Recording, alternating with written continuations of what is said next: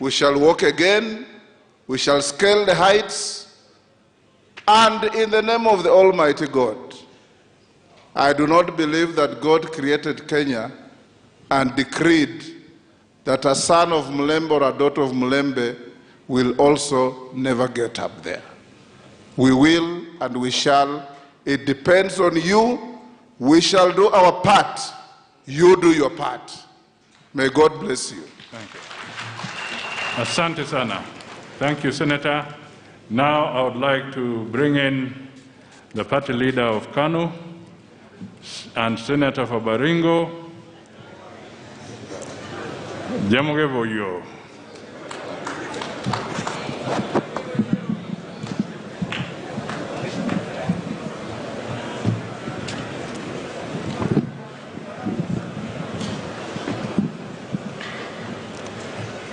Your Excellency Uhuru Muigai Kenyatta, Right Honorable Raila Odinga, the family of Moses Mudavadi, led by Wycliffe Mudavadi, all leaders present here today. Mine is to bring my condolences to the family of Mudavadi, to bring the condolences of my people in Baringo County, and to bring the condolences ya watu wetu ya chama cha KANU. Poleni sana. Mama tulimpenda. Familia ya Mudavadi na familia ya Moi tumetoka mbali. Mzee Moi na mzee Moses Mudavadi walijuana tangu 1940s. Na urafiki yao ilianza huko nyumbani Baringo wakati Moses Mudavadi alikuwa district education officer. Hata mama mdogo ya familia hii anatoka huko kwetu Baringo.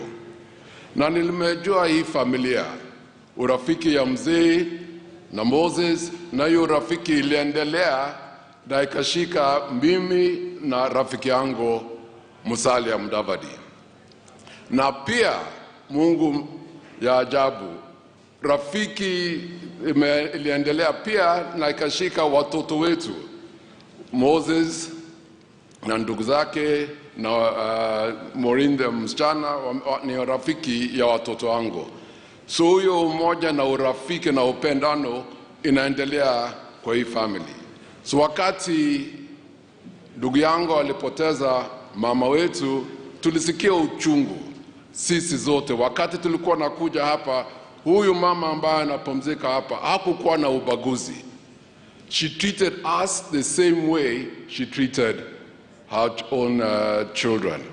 Lakini nilijua mama alimpenda Musalia sana sana.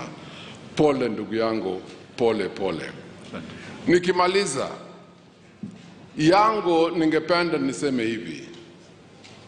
Umoja, and many people have talked about this, umoja ya jamii ya Waluya ni ushindi wenyu. Nilisema in 2014 wakati tulikuja hapa kwa mkumbusho ya mzee Moses, without unity ya jamii ya Waluya utapata ushindi. So tafadhali fanyeni kazi juu chini, uhakikishe kama jamii ya Waluya wameshikana, wamekuja, wamekaa kitu kimoja, and take your rightful place in the political banquet table. Ninawasi, ninaomba. Mwenyezi Mungu awabariki, kwa sababu ulitueleza ungependa kupumzisha mama mapema, so sitasema mengi. Mwenyezi Mungu awabariki hii family na Mungu akae mbele na nyinyi. Asanteni sana. Asante sana Senator Gideon